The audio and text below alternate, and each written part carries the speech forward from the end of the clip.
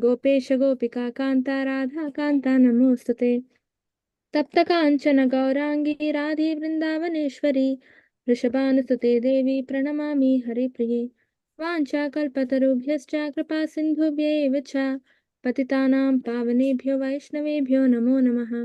नमः ॐ विष्णुपादाय कृष्णप्रेष्ठाय भूतले श्रीमते भक्तिवेदान्त स्वामिन्निति नामिने। नमस्ते सारस्वती देवे गौरवाणी प्रचारिणे निर्विशेष शून्यवादी पाश्चात्य देशतारिणे। जय श्री कृष्ण चैतन्य प्रभु नित्यानंद श्री अद्वैता गदाधरा शिवासादि गौर भक्त वृंद। हरे Krishna Krishna Krishna Hare Hare Hare Ram Ram Ram Hare Hare. So Radhashtami is coming, so let's begin with Radhikashtakam today.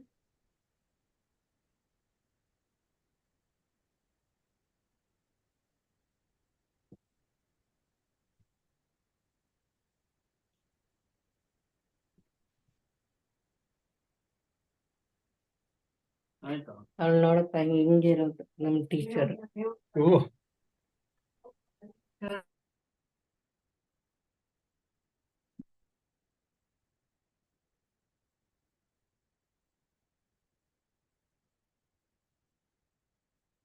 So Wednesday is Radhashtami.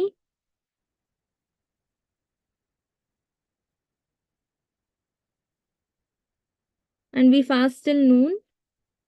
Hare Krishna Mataji, are you going to Kulai Mataji? No, Prabhu, not this time. Okay, let's begin. कुमाक्त कांचनाब्ज गर्वहारि गौरभा पीतनांचताब्ज गंध कीर्तिनिंदि सौरभा बल्लवेश सून सर्ववांछितार्थ साधिका मह्यमात्म पाद पद्म दास्य दास्तु राधिका मह्यमात्म पाद पद्म दास्य दास्तु राधिका गौरविंद कांति निंदि चित्रपत्र सातिका कृष्णमत्त भृंग केलि full पुष्प वाटिका कृष्ण नित्य संगमार्थ पद्म बंधु राधिका मह्यमात्म पाद पद्म दास्य दास्तु राधिका मह्यमात्म पाद पद्म दास्य दास्तु राधिका सौकुमार्य शिष्ट पल्लवालि कीर्ति निग्रह चंद्र चंदनोत्पलेन्दु सेव्य सीत विग्रह श्री स्वाभिमर्श भल्लवीश कामतापबाधिका मह्यमात्म पाद पद्म दास्य दास्तु राधिका मह्यमात्म पाद पद्म दास्य दास्तु राधिका विश्ववन्द्य यौवताभिवन्दिता पिया रमा रूपनव्य यौवनादि संपदान यत्सम शीलं सचार यतोस्ति नादिका मह्यमात्म पाद पद्म दास्य दास्तु राधिका मह्यमात्म पाद पद्म दास्य दास्तु राधिका रासलास्य गीत नर्म सत्कलानि पंडिता प्रेम रम्य रूप वेश सद्गुणानि मंडिता विश्वनव्य गोपयोषिदानि तो अपि राधिका मह्यमात्म पाद पद्म दास्य दास्तु राधिका मह्यमात्म पाद पद्म दास्य दास्तु राधिका नित्य नव्य रूप केलि कृष्ण भाव संपदा कृष्ण राग बंध गोप यौवतेषु कंपदा कृष्ण रूप लग्न सत्समाधिका मह्यमात्म पाद पद्म दास्य दास्तु राधिका मह्यमात्म पाद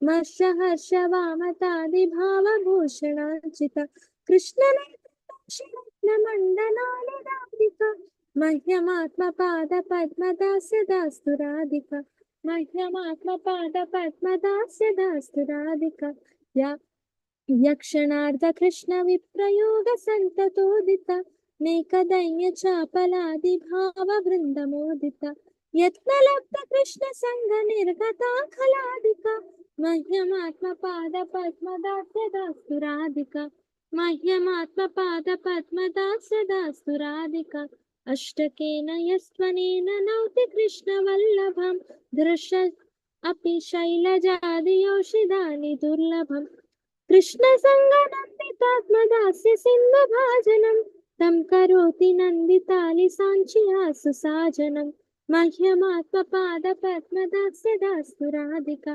मह्यमात्मपादपद्मदास्य दास्तु राधिका हरे Krishna Krishna Krishna Hare Hare Hare Ram Ram Ram Hare Hare Hare Krishna Krishna Krishna Hare Hare Hare Ram Ram Ram Hare Hare Hare Krishna Krishna Krishna Hare Hare Hare Ram Ram Ram Hare Hare Hare Krishna translation. Her splendid golden complexion steals the pride of a golden lotus flower anointed with a tinge of red kumkum. Her sweet fragrance mocks the fame of the aroma of a lotus flower sprinkled with saffron powder. She is fully qualified to fulfill all the desires of the son of the king of cowherd men. May Sri Radhika bestow upon me the service of her own lotus.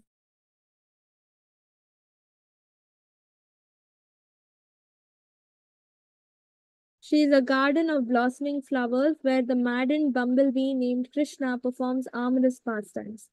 She worships the sun god daily, and in order to attain the continual association of her beloved Krishna, may Sri Radhika bestow upon me the service of her own lotus feet.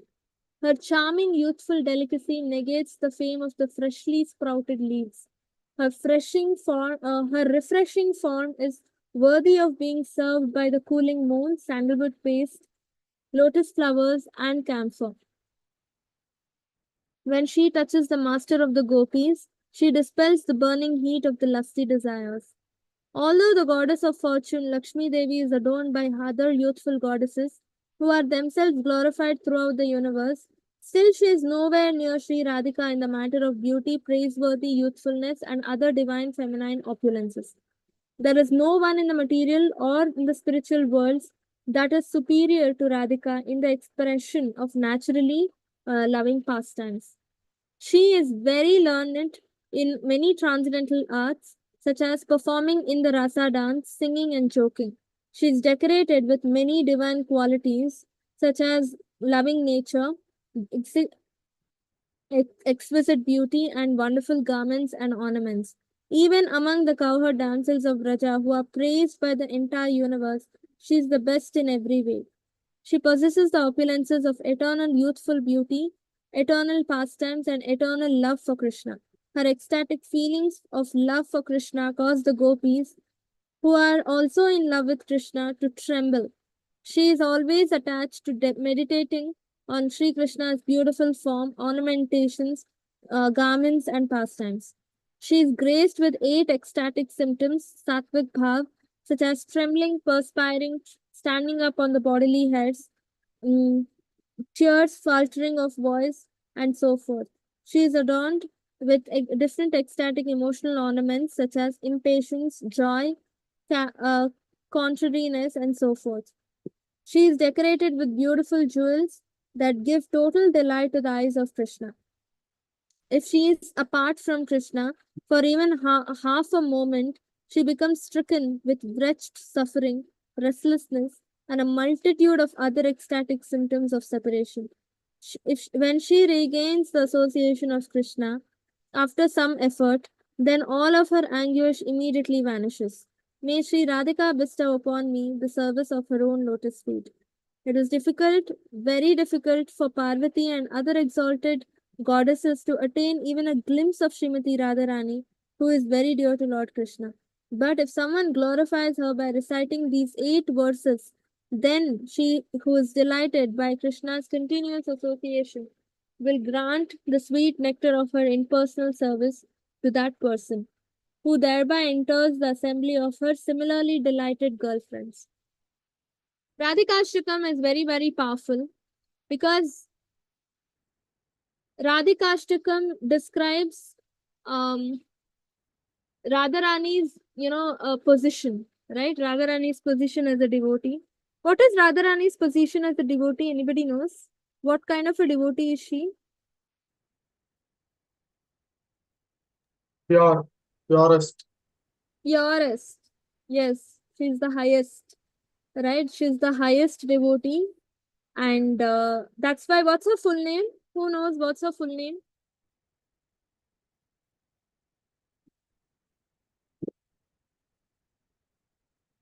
Her full name is Aradhana, right? And in short, we say Radharani.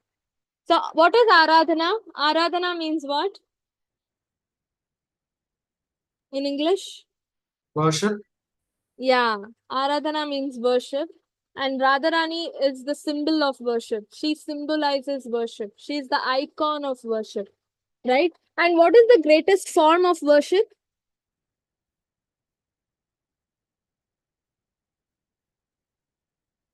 Prema.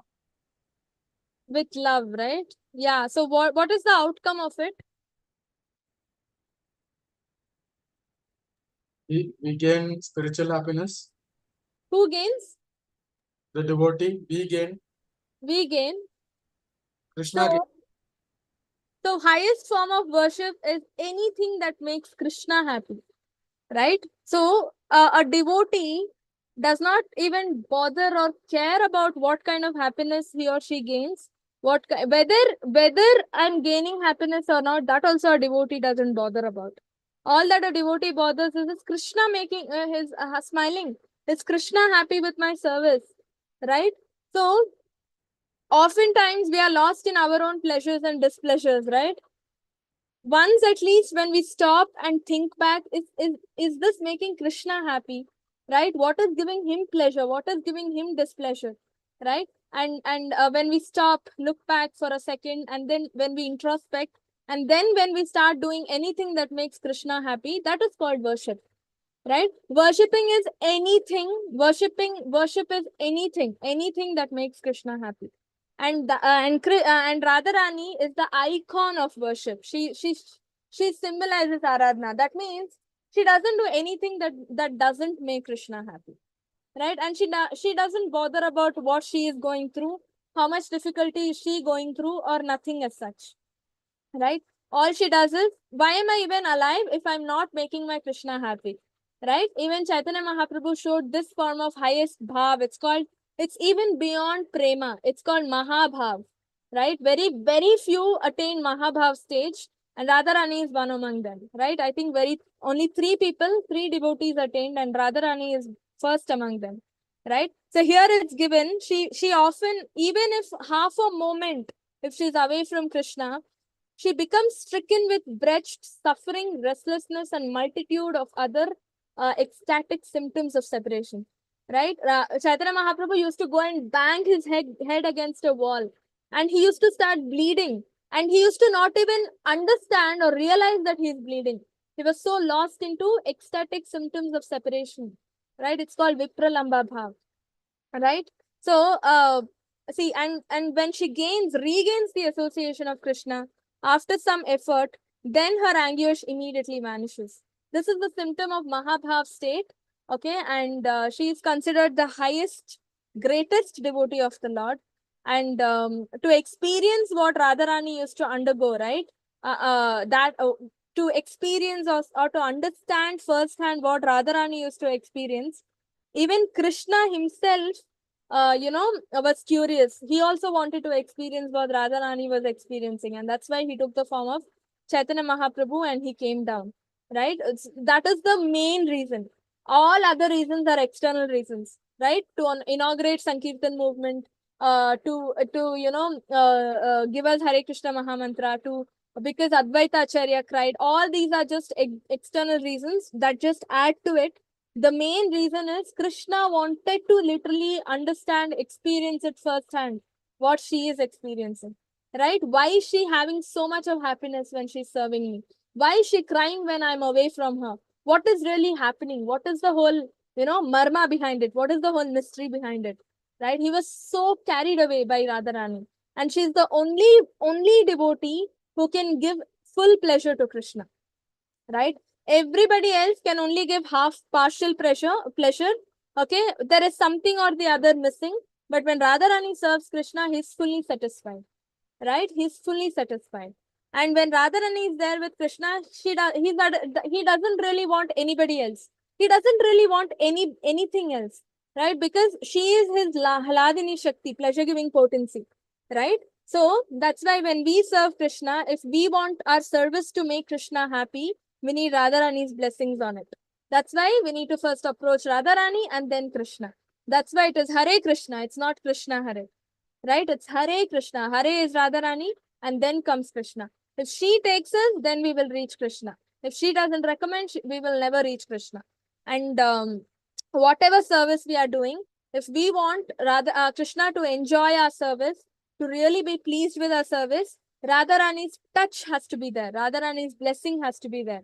Because if there is no pleasure giving potencies, effect on it, then how will that act become pleasurable for Krishna, right? Because she is the one who gives pleasure. And if she hasn't blessed it, then Krishna will never get pleasure out of it, right? You might be doing the best of the quality services that is possible in the world.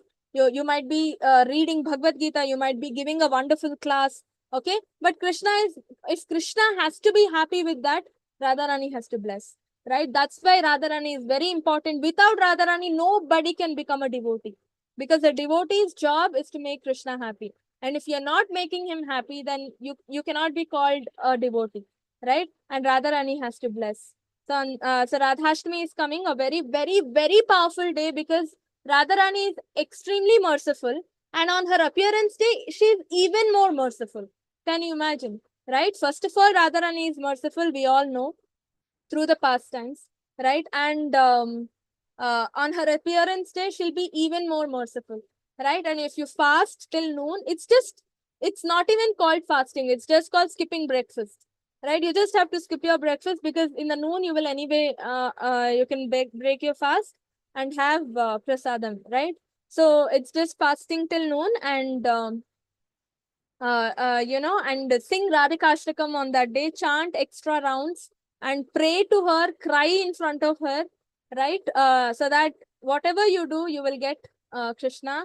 You'll be able to make Krishna happy, and you can attain Krishna Prem, right? She is extremely merciful, right? Only because Chaitanya Mahaprabhu came in Radha Bhav, he had that power to give Krishna Prem to others.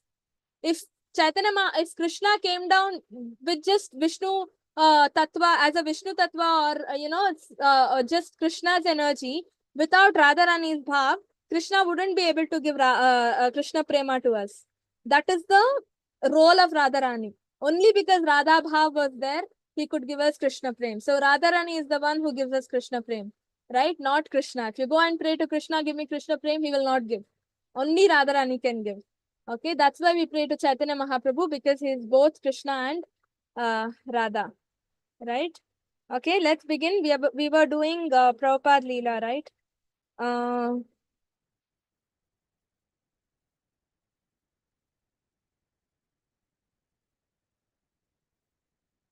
Yeah, this is where we stopped. So he started Back to Godhead magazine. So where are we actually? Prabhupada got married. He moved to Allahabad, right? And there he met his, spiritual sorry, in Kolkata he met his spiritual master. And then he got the instruction of preaching Krishna consciousness to the West. And then he moved to Allahabad, to start his own pharmacy. Then from there, he even moved to a bigger place, Mumbai, and he started a bigger pharmacy there, right? And then he was also engaging himself in spiritual life by attending Mutt programs, right? Gaudiya Mutt, he used to visit all the centers, and then he got initiated. He got both Brahmanic and Harinam initiation together, right? And now he is a Brahmana.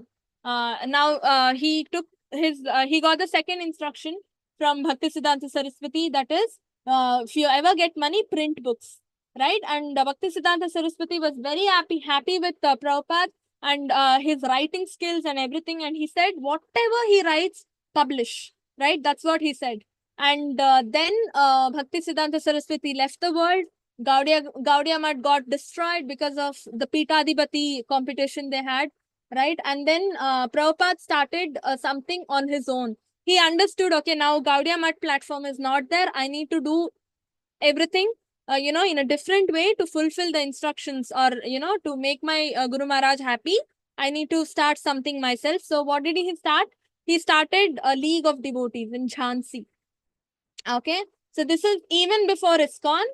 He started an organization called League of Devotees, which did not run for long, right? So he stopped. He closed League of Devotees, and the next organization he started was ISKCON. Okay, so even before ISKCON was League of Devotees in Jhansi. Why it was closed? Anybody knows why League of Devotees was closed?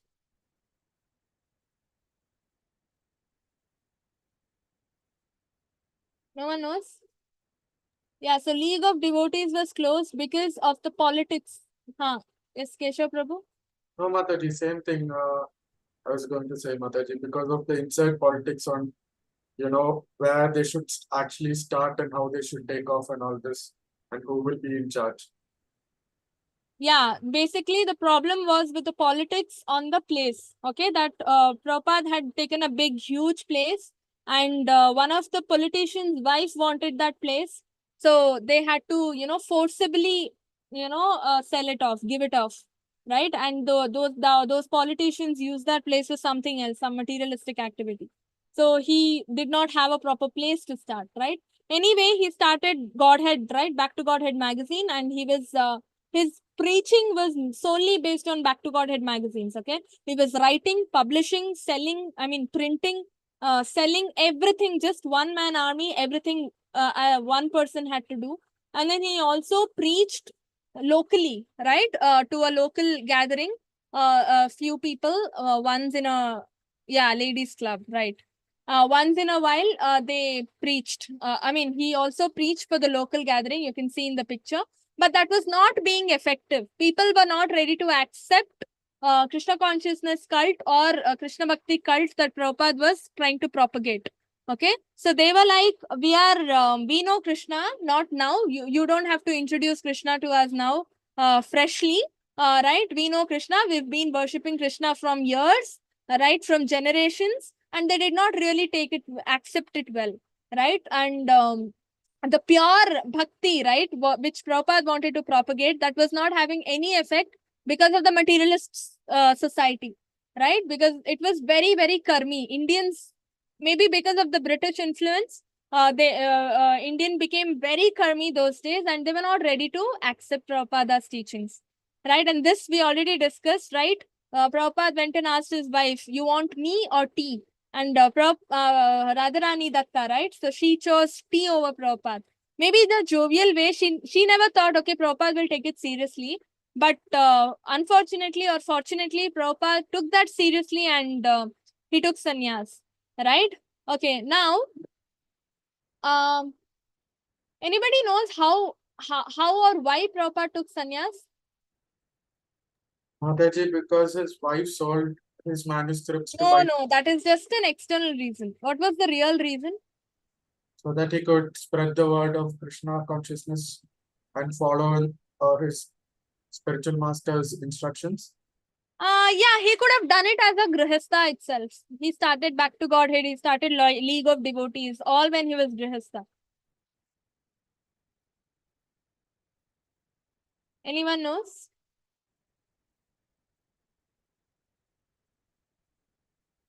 So basically, he had a dream. Okay, that same one dream he had repeatedly. Every night he used to get that dream. That same dream. What was it? He used to see his guru in his dream, right? Bhaktisiddhanta Saraswati. Okay, it was fully dark. Just Guru used to come in front of his eyes, okay, in the dream. And Bhaktisiddhanta Saraswati used to say, follow me. Just that, nothing else. No other instruction. Just follow me, right? Every single day he used to, every night he used to get the same dream. Follow me, follow me, follow me, right? Then he really did not understand what was it. Then finally he introspected, and then he understood, okay, fine. Bhaktisiddhanta Saraswati took sannyas. He was a sannyasi. So he's asking me to, take sannyas, right? That was the instruction Bhaktisiddhanta Saraswati gave him through the dream. Because by then, Bhaktisiddhanta Saraswati had left the world, right? He couldn't give him any instructions in person. It was only in the dream. Through dreams, he could communicate. And then finally he understood, okay, fine, follow my path is what my guru is saying. I also need to quit my family life and take sannyas and then, propagate this. Because when a grihastha preaches those days, and when a sannyasi preaches, there was huge difference. Okay, people used to respect saffron clothes a lot. Okay, nowadays also we respect sannyasis, but sannyasis are not really worth of that respect, right? Lot of sannyasis we see every day who are faking out. They are just faking out. They are not even sannyasis. They don't know anything about philosophy. They just wear saffron and then they do all nonsense, right? So that's why nowadays we have lost respect. But otherwise, saffron clothes have hold a lot of value in the society, right? So saffron clothes, I mean, sannyasis were respected a lot, right? Even from the time of Madhavendra Puri.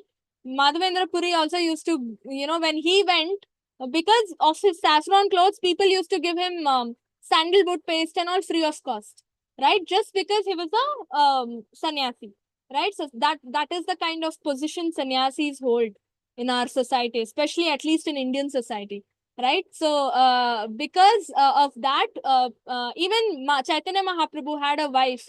He quit his family life, right? There were only two independent women. One is his mother, Sachi Mata, and one is his wife, right? Very, very young wife. And Sachi Mata had lost her husband, right? So two dependent women, completely dependent on Chaitanya Mahaprabhu. Still, he just took sannyas, right? Why? Because sannyasis, only when sannyasis preach, people really accept it. That was the kind of culture India had those days, right? So finally, it was apt for Prabhupada also to show by example that one has to leave family life, right? Completely get detached and, get attached to spiritual perfection, right? The process of spiritual perfection. So that's why he left. He was anyway, he retired, right? He was 50 plus, he retired. His sons were independent financially, they could earn, and anyway his wife also could be taken care of by the sons. So he was like, okay, nothing much is my role here. Everybody is independent now, they can all take care of themselves. And anyway, his business was also under loss, right? It caught fire, and he couldn't really recover. It was a huge financial loss for him. He couldn't recover his business, right? And so he said, okay, this is what Krishna is. Krishna is making all the arrangements for me to leave family life and focus completely on the instructions my Guru Maharaj has given me. The two instructions, right? Print books and go and preach Krishna consciousness to the West. So he was like, okay, this is the right time. Krishna has made all the arrangements, and then he took initiation, right? Yeah. So, yeah, it's given here, no? Yeah, Prabhupada, this is about League of Devotees, right? If I did not leave, nobody could drive me. That was a fact. But I thought, who is going to litigate these things? It is the governor's wife, and she's pressing through collector. The manager who is in charge, he had some cinema house, so they had to renew the license. And the collector pressed him that unless you arrange for this house, we are not going to renew your license. I thought unnecessarily this man will be in trouble. I will have to pay many rupees, and she is a governor's wife. Yeah, this was the controversy that was happening with that place that he took for League of Devotees. And that's why he left, he quit it. Okay.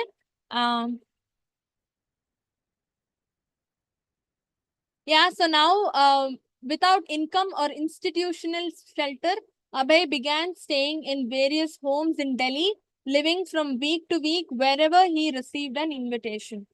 Right? So that's a sannyasi's lifestyle, right? Parivrajaka Acharya needs to just go travel all over, all across, and just enlighten people, right? So he used to stay in various houses in Delhi, homes, right? Wherever whoever people called him, right? And then he did not publish Back to magazine, Back to Godhead magazines. He for in 4 years he had not published because lack of funds, right? So he had completely stopped. Now he decided to go back and restart it, right?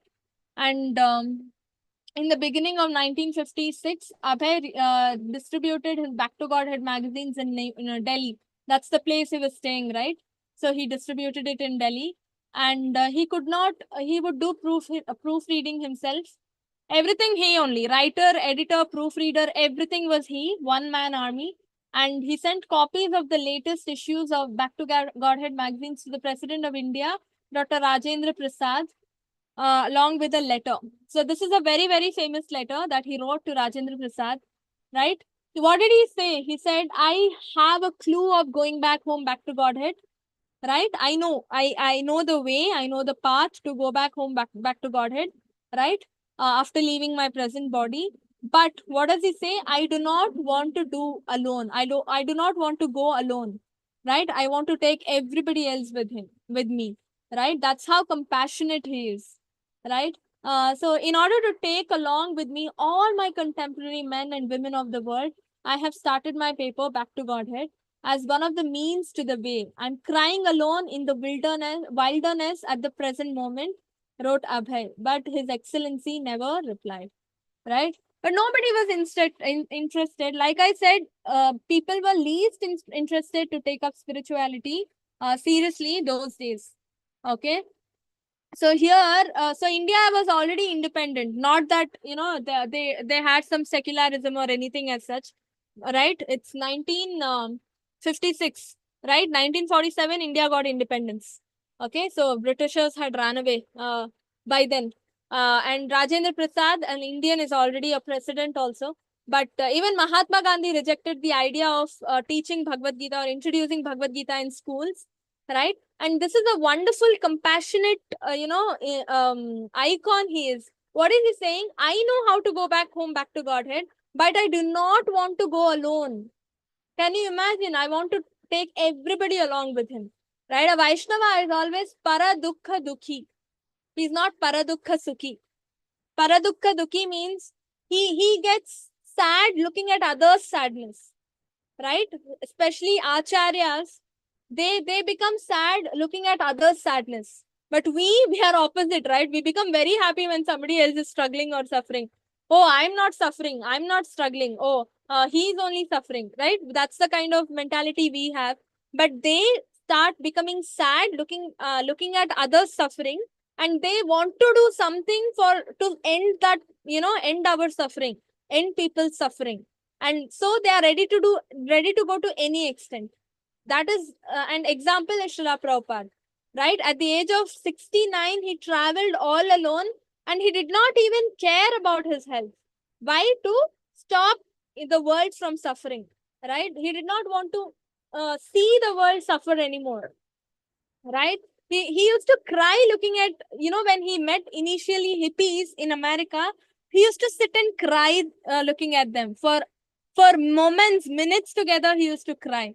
And then he would be like, why are people doing this? Why are, they are not, why are people lack of Krishna consciousness mindset, right? Let me change them. Let me give them the little knowledge that I have, right? Prabhupada is telling little knowledge I have. That is humility, right? Yeah, but Rajendra Prasad did not respond. And then yeah, so he was old already, 50 plus, and he was doing a Back to Godhead distribution. When he prints the copies, nobody is there to even take them and distribute, right? Nobody came forward to help him. Everything he had to do. And if he wants to print the next edition, he needs money, right? Only when he sells the printed copies, he can get money to print the next edition, right? That is the kind of financial strength he had, right? So when he used to go, he used to walk. He used to walk. It is said in the small book, right, of Prabhupada's biography. It is said after taking sannyas, when he went back to Mumbai for something, the same roads, the same lane, the same city looked completely different. When he was the grihastha, it was completely different because he was running a pharmacy. He was a business person, right? So he was thinking from a business person's point of view.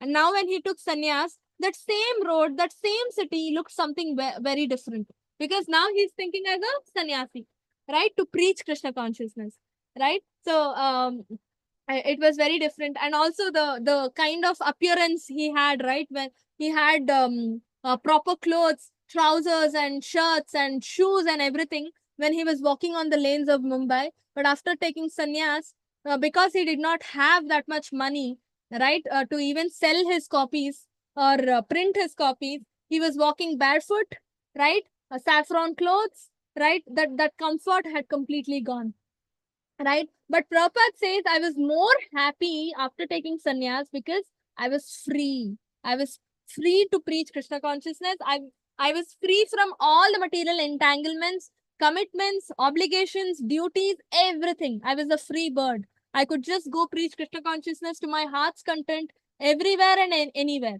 right? So that is more important. Internal peace is more important, right? It's not always about external situation or status that we have.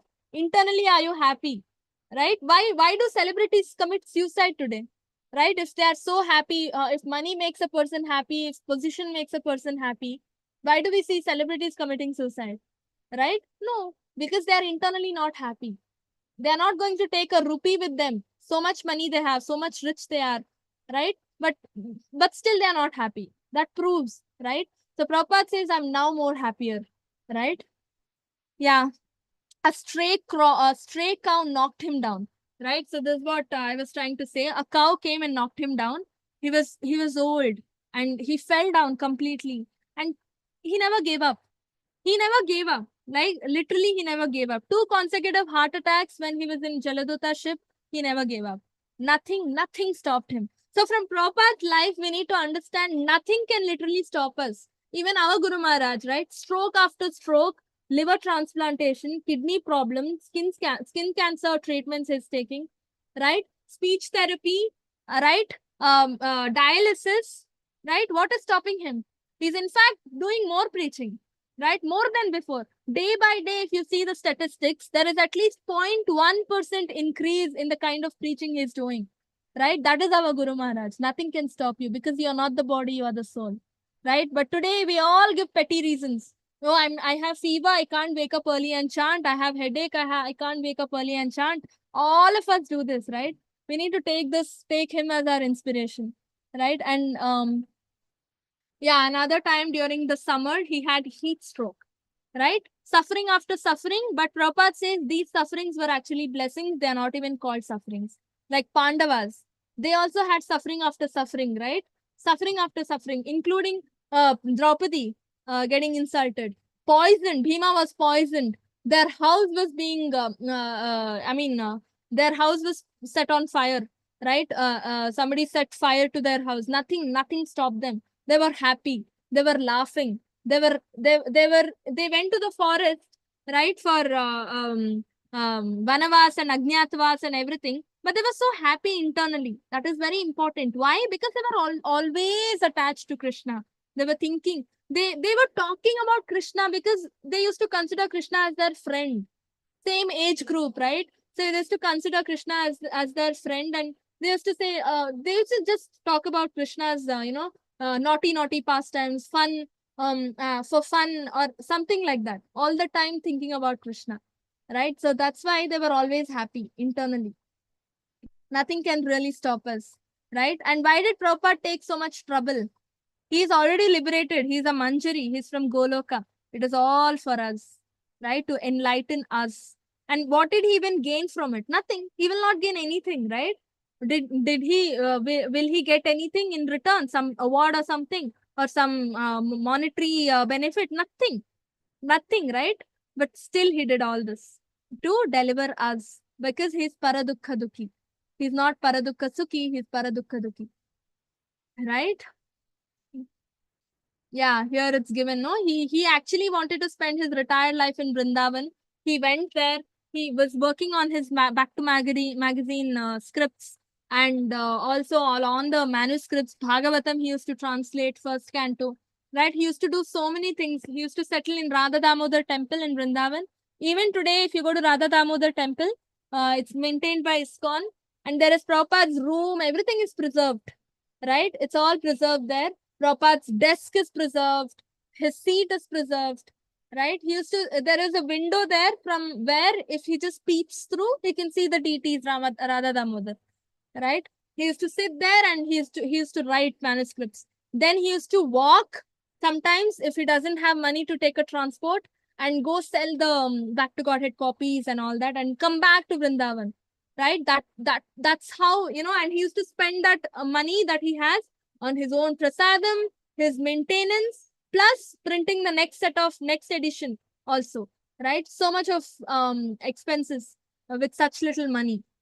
Right? He could have simply settled in Vrindavan. He did not have the time, he did not have to really take up all this pain, right? But still he took it for us, right? And yeah, Virahashtaka is very, very famous. So a lot of us do not know that Prabhupada is a very, very great poet as well, right? Not just a writer, but he's not just writing purports and things like that. He's a very good poet as well, right? So in Bengali, he wrote a poem, Virahashtakam. This is in regards to, Viraha means separation, right? He was feeling intense separation from his Guru Maharaj, right? Bhakti Siddhanta Saraswati. And, in that regard, he wrote this Virahashtaka, right? And also the fall of Gaudiya Math, right? If you read Virahashtaka, you literally cry, right? I'll try taking this up in the next class, but we literally cry if you read Virahashtaka. And then Srila Bhakti Siddhanta Saraswati appeared in a dream. Yeah, this is what we just discussed, right? Just follow me. And then he understood, okay, he need to take sannyas. And then he took sannyas, and from Keshav Maharaj, okay? Bhakti Pragnana Keshav Maharaj. Vaishnava sannyasi he was. So he took sannyas from him, and then he became a sannyasi. Okay, in 1959. So this is the change of attire here, right? Saffron. So all this while he was a grihastha, but now he became a sannyasi. So saffron clothes. Then what happened? Abhay Charan. Okay, now he's become Swami, right? When he got initiated, his name was just A.C. Bhaktivedanta, Abhay Charana-Ravinda, right? That was his initiated name. After he took sannyas, names will change. And then he became A.C. Abhay Charan, got retained, right? A.C. it became Bhaktivedanta Swami. Swami, when you take sannyas, Swami will be added, right? So he got the title Swami, and he got the name A.C. Bhaktivedanta Swami Srila Prabhupada. Okay, and anybody knows why does the name change when we get sannyas? Why the name should change? Why can't we retain the same name?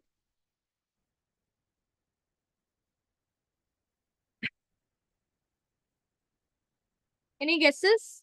Mataji, for some of the devotees, they have the birth name and they append the initiated name, Mataji. So they have both the names, right, Mataji? Birth name not really, Prabhu, but initiated name sometimes it is retained. Mataji, because they're getting a new birth. New birth is during Brahmanic also. Vija, It means they'll get new birth. What does sannyas signify? renunciation. Exactly. So you're not even supposed to be attached to your name also. Right? You're not even supposed to be attached to your name also. That's why even your name will be changed when you take sannyas. Right? So you're not supposed to get attached to your old name. So they change your name as well. But in some cases, as Prabhuji said, old names will be retained. That is, initiated name will be retained. Okay? In Mataji, Gopala Krishna Maharaj, he had his original name, Mataji, even after initiation. So. For that, even now, no, Prabhu, most of them have their original name itself, even after initiation. Like, who? Madhuri Mataji, her name is Madhuri itself, right? Just another second name is added. Most of them have that. Harini Mataji, right? They just have their initiated names, original name itself. But after taking sannyas, usually the names change because you're not supposed to be attached to your name. Initiation is still fine, right? You're not entering that renunciation category, but sannyasi needs to be very renounced. Next, Tokyo Convention theme. Oh yeah, world peace through cultivating human spirit. So here, this is one of the pastime that happened.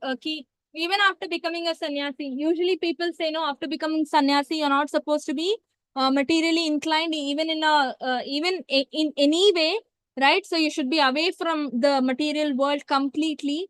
But Prabhupada says, if you're whatever you're doing, if it is for Krishna consciousness, then you are actually a sannyasi, even if you are not formally a sannyasi, right? In Bhagavad Gita purpose is written, if you're whatever you're doing, if you're using it for Krishna consciousness, then you're already a renounced soul. Taking sannyas is just a formality, he says, right? So that's why you can see even after being sannyasi, he was completely involved in the worldly activities, newspaper. He was regularly in touch with the society happenings, what is happening in the society, what is happening around the world, right? He used to read newspapers, he used to read magazines, not just pertaining to India, world, what is happening across the world. He used to listen to a lot of these things, right? Why? Because he needs to go to the West and start preaching, right? Being in India, he needs to do the groundwork, what is happening across India, and he needs to strategize. How do I have to, convey this Krishna consciousness to them? For that, he needs to do study, right? Homework, lot of homework is needed, groundwork is needed, right? He needs to study the mentality of people there. He needs to study the mentality of the entire, the corporate or whatever kind of business world they have, everything, right?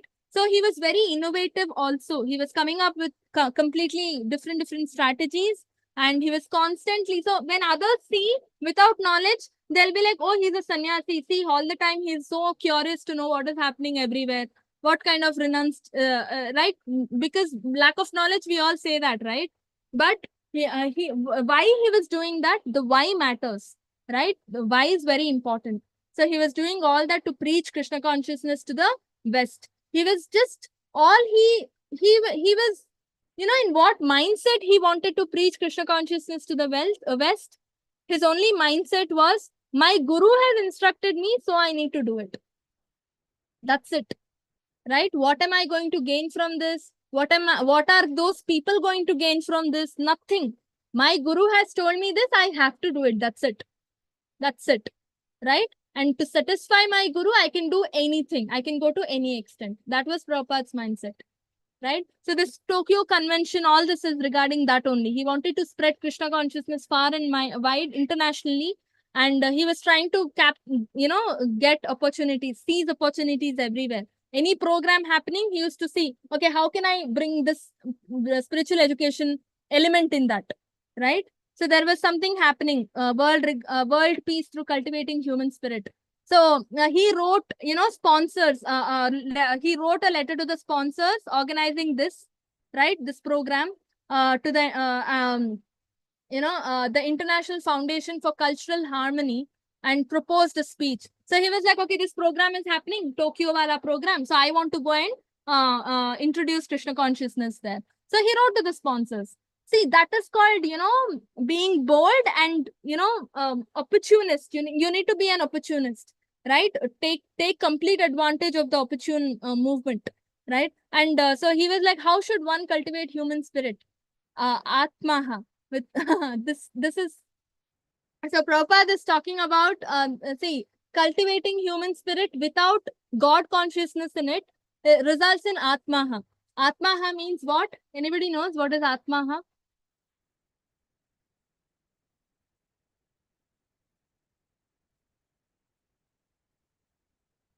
Yeah, Haribol. Who knows what is Atmaha? Atma is what? Aha means what?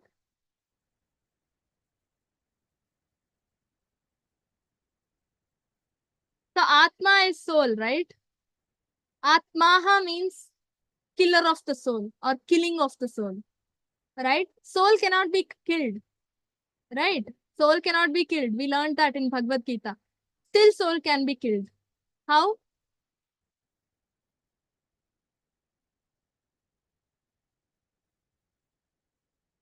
Who knows? Mataji, they know there is another verse, Mataji. I forgot the verse. Huh.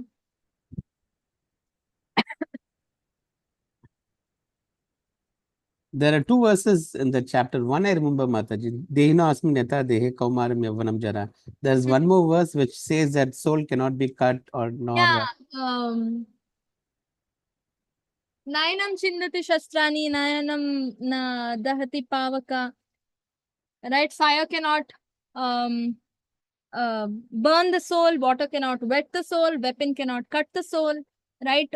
Air cannot wither the soul, right? Soul is that powerful. Nothing can kill the soul, nothing can destroy the soul. Still, soul can be destroyed. That is the meaning of Atmaha. Atmaha means killing of the soul or killer of the soul.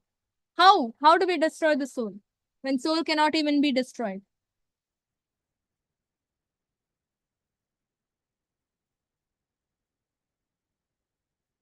No one knows? By doing things unfavorable Unfavorable to what? to Yes. the Lord, to the soul. So what is unfavorable to the soul? Yes, Vanaja Mataji, you want to add? Surrendering to the super soul, Mataji. Means killing the soul? No, this we are part and parcel of the super soul. Hmm. Then when we have full devotion and all, we'll be surrendering completely to the super soul, no, Mataji. Hmm. Yeah. That is devotional service. But when you kill the soul, it means you're destroying the purpose of the soul. Got it? That is called Atmaha. Atmaha means the soul, as Mataji said, the soul's purpose is to serve the super soul, surrender to the super soul, because the soul is always a part and parcel of the super soul or Paramatma, right? And when the soul is doing everything else other than this, that means the soul's purpose is gone. The soul's purpose is to satisfy the super soul or Krishna, right? But when the soul is doing something else than this, anything else than this, then the purpose of soul is lost. When the purpose of soul is lost, that means the soul has lost its existence, or the very purpose of existence is lost.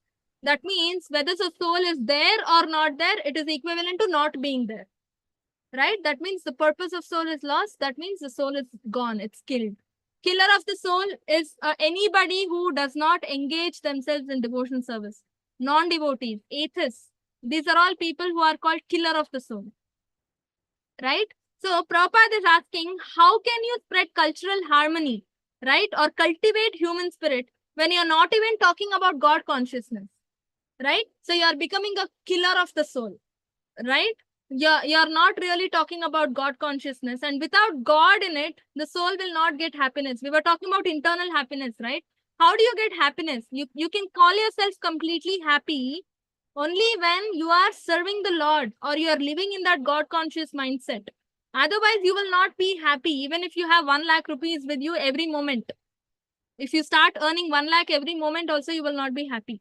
That's why celebrity is suicide, right? So if you really want to cultivate human spirit and cultural harmony, what you should do, introduce Krishna consciousness. That's what Prabhupada is saying. So that's where Prabhupada wants to go and pitch in Krishna consciousness, right? So without any awareness of Krishna consciousness, how do you cultivate human spirit or, cultural harmony? Spirit is crying, right? So powerful Prabhupada's words are.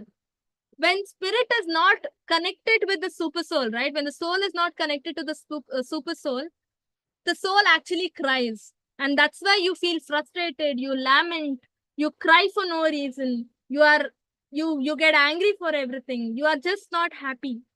You're just not happy, right? Why? Because your soul is crying internally. You're not able to sense that. You're not able to hear that. You're just seeing externally, nothing is making you happy, right? So this is called Atmaha. That means your soul is gone. The purpose is gone. And we need to revive our purpose, the soul's purpose. That is devotional service to the Lord, right? So that's the point Prabhupada is trying to make here. So he wrote to the sponsors, without this, you cannot cultivate. So now one of them from the foundation, right? Secretary General,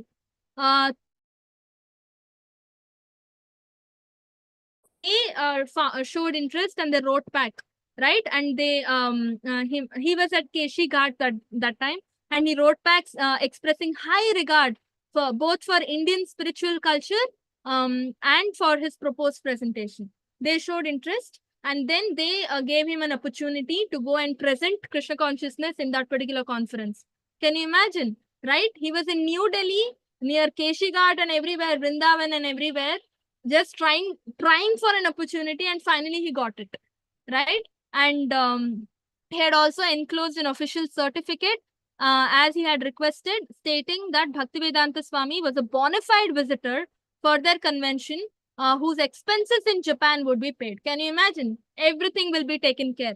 Financially, everything will be taken care by the sponsors. And they requested to whom it may concern that his passport and visa be granted in time for his May 10 arrival in Japan. Can you imagine? Passport, visa, everything is arranged, right? So Prabhupada's words were very bold, and he was not sugarcoating anything. And he was not, nowadays we do this, no, while going for book distribution, for Bhagavad Gita especially, we say this is a personality development book, right? Because when we are selling to atheists, if you say this is Krishna who's spoken and all that, this is spoken by Krishna and all, they will not take. They will be like, who is Krishna and all that. But if you say this is personality development, it has time management lessons, it has so many other lessons, you'll become a good businessman, will grow more, take this, read. Then they'll be like, okay, let me read what is there. And then they will purchase, right? But Prabhupada used to not use this tactic. He used to present the raw science as is, be it an atheist, be it a devotee, be it an animal, right? He used to not sugarcoat or change, things just to attract them, right? He used to not do it. He used to be very, very bold. He used to be very, very truthful. Okay. And those who are very serious will take it. That's what we ultimately need, right? Even if we attract 100 atheists, and by the time we convert them into devotees, I don't know even if we will be alive or not. Rather, attract the devotees who are naturally interested in the science, right? And then you can form a wonderful organization, wonderful congregation, right? That is the lesson we all learn today, right? After this, using this tactic. So Prabhupada was very, very far-sighted that time itself. And when he used to think, okay, if you present this truth as is, right? Like a postman, he's written in Bhagavad Gita preface intro also. I'm just presenting this as is, and interested people will take it. Serious people will take it. And we need only that cream of the crop, right? To expand congregations. Others, even if 100 devotees, like we attract 100 atheists, by the time we convert them into devotees, God knows whether we will be, alive or not. So that is the tactic he used here. And see, interested people, real pure-hearted people will get attracted, and the sponsors got attracted, right? And that's how he got that successful, preaching there, and he preached in that conference. This is the Radha Damodar temple I was just talking about. This is his place. It is still preserved, right? All this artifacts are still preserved. And that's when he went and stayed in Vrindavan. And then he used to translate there. Okay. And yeah, through the window, he could peep and he could see the altar, right? And it was just 4 foot high from Vrindavan Chandra, right? This deity was being worshipped by Krishnadas Kaviraj Goswami hundreds of years ago. Krishnadas Kaviraj Goswami is the one who has written Chaitanya Charitamrita. Okay, he is the author of Chaitanya Charitamrita, and he used to worship this deity. Okay. Yeah, this we will do later. Next class. Okay, we will stop here. Any questions? Anybody? Yeah, we are taking this slow, but then we need to understand, because he's the founder Acharya. We need to understand everything about him. Any questions? Anybody?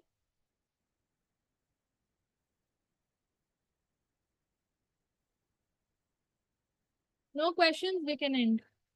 वाञ्छा कल्पतरुभ्यश्च कृपा सिन्धुभ्य च पतितानां पावनेभ्यो वैष्णवेभ्यो नमो नमः। अंतकोटि वैष्णववृंद की जय, श्रील प्रभुपाद की जय। Hare Krishna, thank you all for joining. Hare Krishna, Hare Mataji. Krishna Mataji. Thank you, Mataji. Thank you, Mataji. Nice time and long time seeing you. Nice to see you here. Hare Krishna Mataji. Krishna's blessing, Mataji. Sure. Hare Bol. Hare